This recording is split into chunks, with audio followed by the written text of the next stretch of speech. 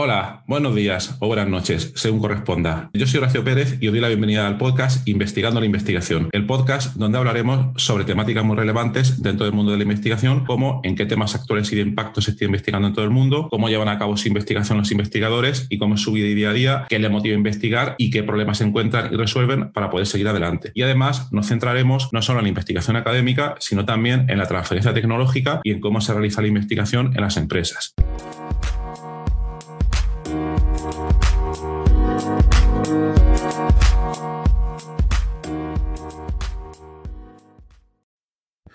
Hola, hoy es jueves 17 de marzo de 2022 y este es el episodio número 102 ya. Vaya, cómo van pasando los números. Bueno, pues en el episodio de hoy vamos a seguir, no es exactamente una continuación, pero va en línea del episodio que estuvimos hablando ayer a la hora de hacer embudos de listas de tareas. El episodio de hoy va a tratar el tema de cómo evitar, en la medida de lo posible, el uso de nuestras listas de tareas. Bien, ¿a qué se debe este intento de evasión, digamos?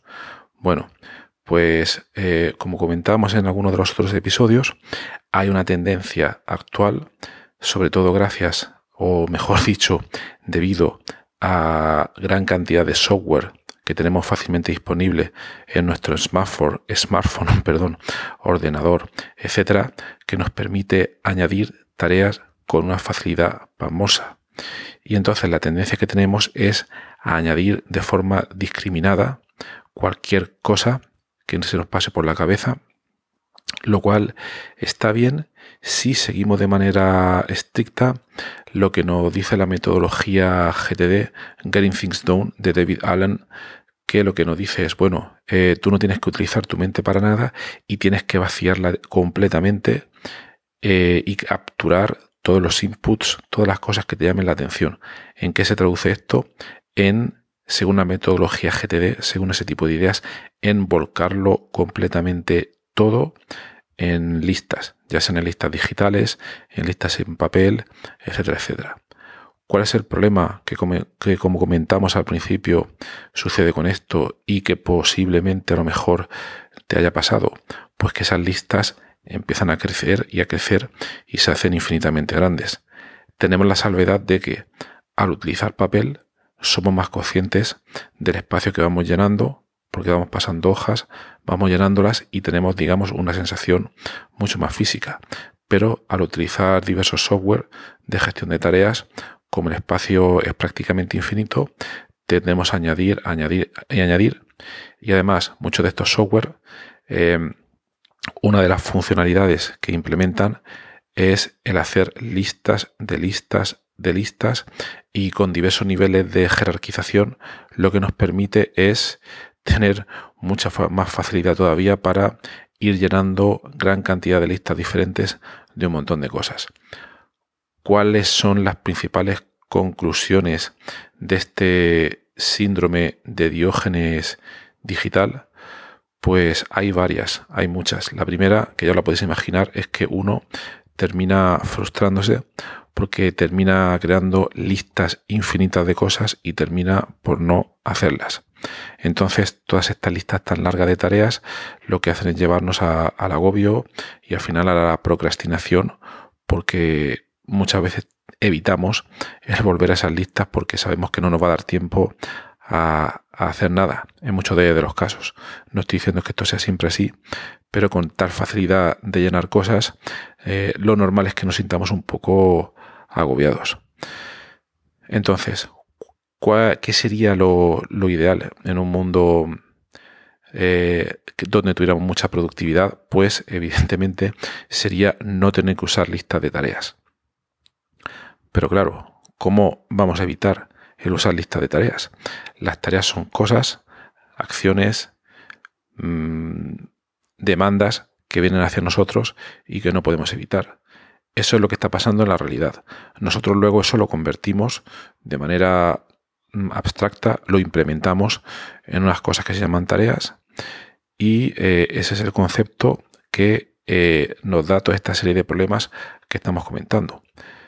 Si nosotros encontrásemos una manera de evitar esos entes que se llaman tareas o de reducir considerablemente su número, no cabe duda de que podríamos ser mucho más productivos. Entonces, ¿cómo podemos hacerlo? ¿Cómo podemos eliminar esas listas? Pues bien, una de ellas sería no creando listas. Y esta os la dejo para que penséis vosotros. Un poco de reflexión. ¿Podría existir una técnica donde no utilizamos ninguna lista de tareas? Os lo dejo para que lo penséis. La verdad que es un poco desafío cómo podríamos hacer esto.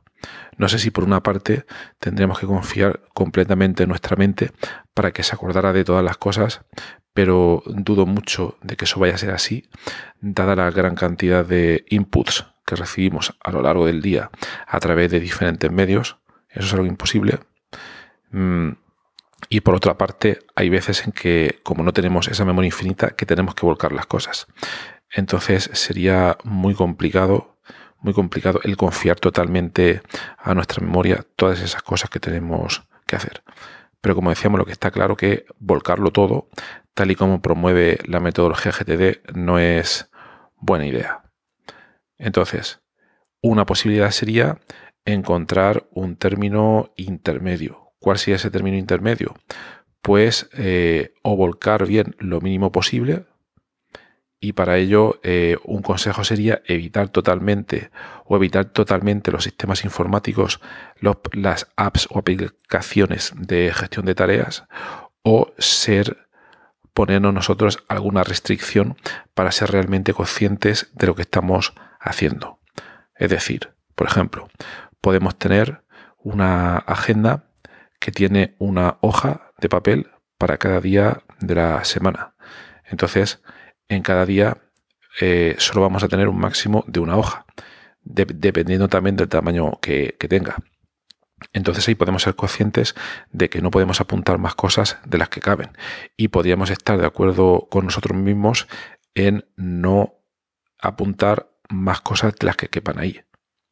Y entonces nos forzaríamos a ser mucho más selectivos con todas las cosas que vamos anotando. Entonces esa sería una posibilidad.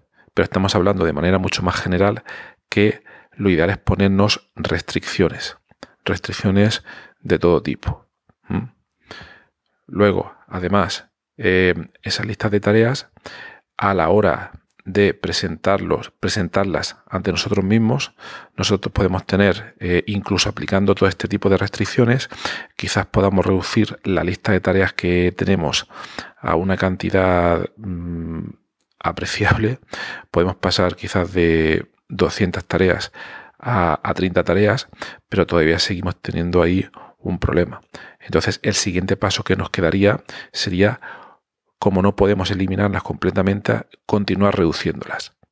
Y para ello, como consejo, como posible indicación, os remito al episodio de ayer, a este tema del embudo de tareas que comentábamos. Esta sería una manera de poder reducirla.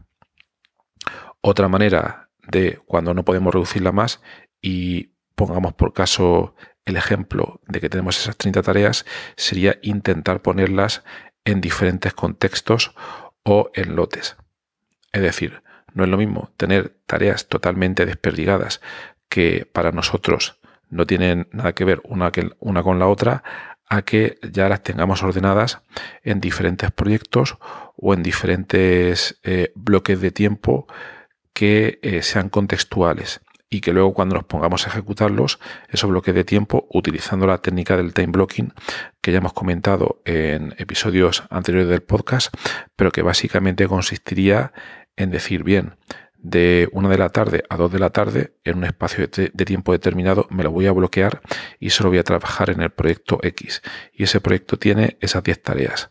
Entonces me pongo a hacer una detrás de otra, y como están todas relacionadas con el mismo proyecto, la capacidad para centrarnos en realizar todas esas tareas, ahí vamos a ser mucho más eficientes que si cogemos una lista aleatoria y nos ponemos a hacer una detrás de otra y vamos dando tumbos de un sitio a otro. Entonces, la contextualización de tareas sería otra manera adicional de reducir. Es una reducción artificial, pero al final es un método mucho más efectivo que tenerla de manera totalmente aleatoria. Sería una manera de reducir, digamos, no las tareas, pero sí el esfuerzo que tenemos que dedicar a hacer unas con otras.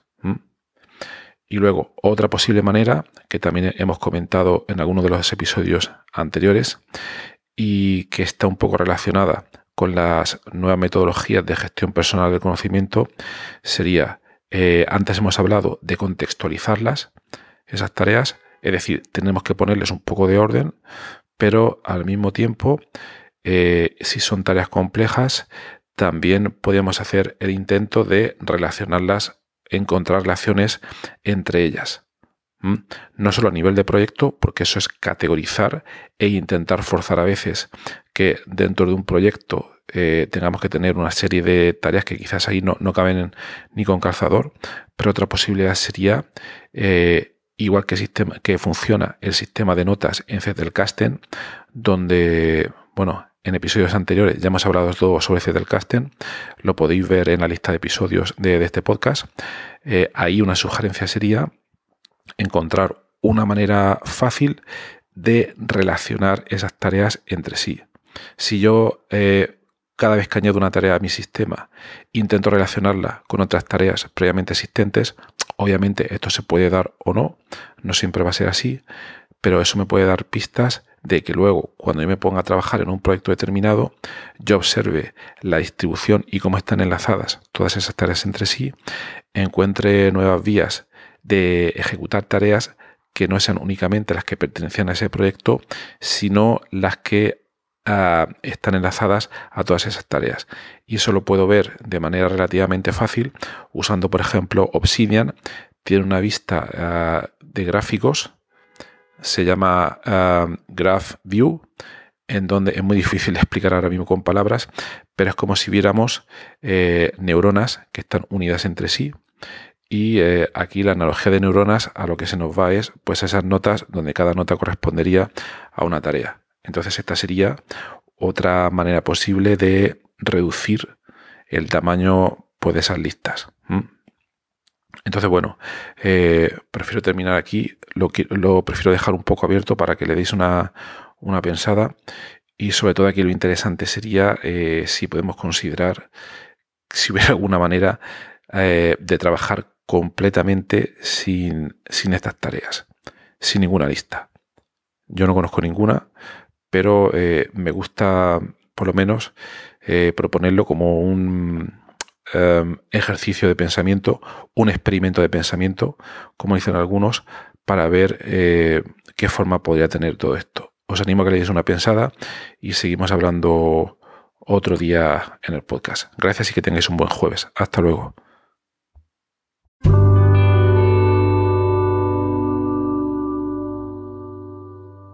Muchísimas gracias por haber escuchado hoy este episodio del podcast Investigando la Investigación, y también sobre todo gracias por haber llegado hasta aquí, porque esto es ya el final del episodio del podcast. Si ya conoces el podcast y me conoces a mí, pues esta parte ya te la puedes saltar, pero si acabas de llegar al podcast y quieres saber un poco más sobre él, te recomiendo que te quedes solo un momento. En primer lugar, te voy a comentar quién soy y a qué me dedico. Mi nombre es Horacio Emilio Pérez Sánchez, a veces lo abrevio como Horacio Pérez, y soy de formación químico computacional.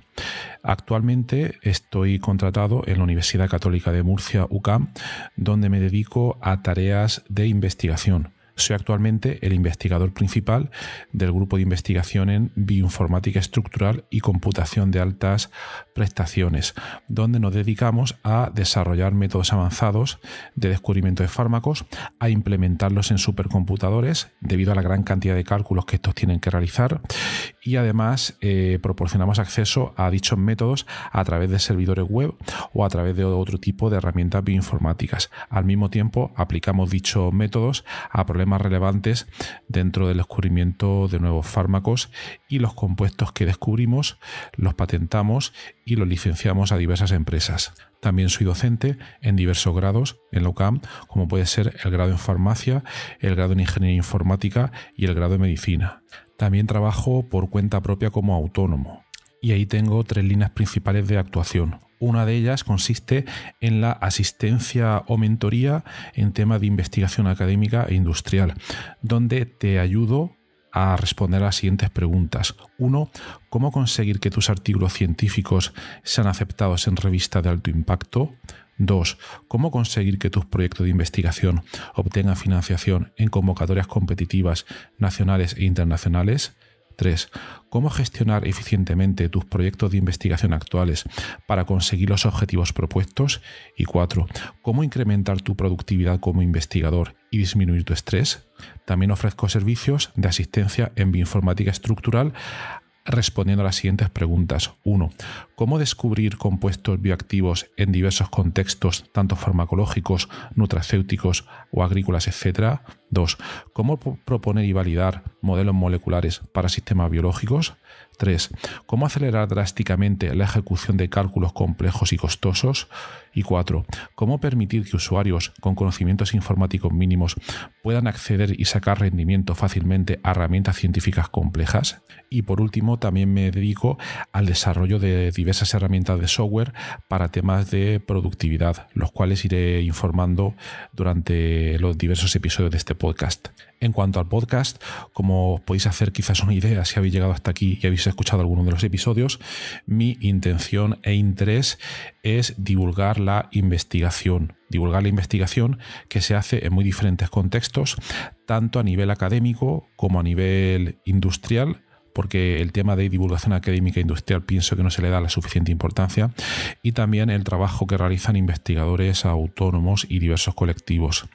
Además, doy especial hincapié en el tema de la bioinformática estructural a la hora de divulgar también la investigación que realizamos en nuestro grupo. Por otra parte, también tratamos temas de productividad y todo tipo de herramientas que nos puedan ayudar a mejorar todos los procesos necesarios para poder realizar una investigación en condiciones y con un rendimiento adecuado. Si escucháis el primer episodio del podcast, que es en realidad el tráiler, ahí tenéis algunos detalles más, pero bueno, esa sería la idea principal. Por último, también quisiera mencionar que tenemos una comunidad de Discord organizada en torno al podcast. En la mayoría de las notas del programa de los episodios tienen los detalles para acceder a esta comunidad. Y es muy interesante porque ahora mismo tenemos unos 100 y pico de usuarios, de oyentes, que se conectan a la comunidad de Discord, y de ahí surgen diferentes conversaciones. Y, por ejemplo, algunos episodios, como digo de memoria, el de ciencia de datos, el de la investigación en ciencia de datos, es uno de los que surgió ahí, pero también ha servido para que oyentes hayan realizado dentro de esta comunidad de Discord nuevos contactos a la hora de exponer intereses similares en temas tanto de investigación como de productividad y de diversos países de habla hispana. También me gustaría decirte que si te ha gustado el podcast, te agradecería muchísimo si lo pudieras sugerir a amigos, contactos que pienses les pueda llegar a interesar, o compartir a través de múltiples plataformas, ya sean las redes sociales, mensajería, WhatsApp, Telegram, Discord, etcétera, emails o cualquier otro medio. Asimismo, también ayuda mucho si en las diferentes plataformas donde se puede escuchar el podcast, como Spotify, Apple Podcasts, iVoox, etcétera, nos puede dar ahí 4 estrellas, 5 estrellas, etcétera, lo que tú veas necesario. Pues todo esto al final ayuda a que el podcast llegue a más gente. Y por último, si quieres ayudar a esta idea, si quieres ayudar al podcast económicamente, te agradecería te suscribieras a la versión premium del podcast.